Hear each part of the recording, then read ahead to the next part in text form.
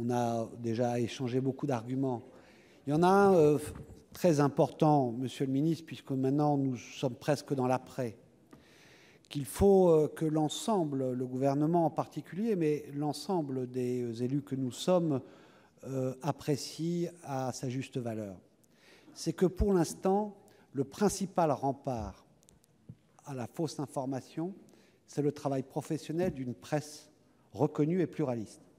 Ça a été comme ça dans le passé, et aujourd'hui, malgré tous ces dérèglements auxquels nous assistons, c'est encore là que l'on va chercher l'information, parce qu'il y a des journalistes professionnels, parce qu'il y a une déontologie, et je suis d'accord qu'il faut renforcer ce caractère. Nous sommes dans un moment où les citoyens ne croient plus dans cette presse autant qu'ils ne croient plus dans les élus politiques.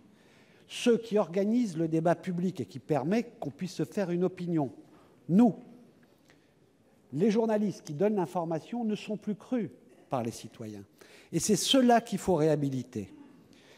Tous les politiques, et le gouvernement, et le président de la République, écoutez-moi bien, monsieur le ministre, qui s'attaquent à la presse comme l'a fait Emmanuel Macron, car il s'est attaqué à la presse au moment de l'affaire Benalla, ou de M. Mélenchon, qui dit qu'il faut pourrir les journalistes, sont en train de tarir, de miner le terrain démocratique pour que les citoyens puissent eux-mêmes distinguer ce qui est vrai et faux.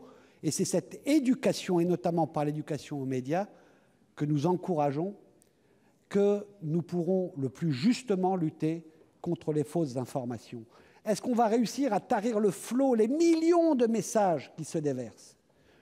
On peut avoir des techniques. Cette loi ne le permet pas, je l'ai dit et démontré sur WhatsApp, sur les chaînes de mail, etc. On ne peut pas, sans atteindre à la vie privée.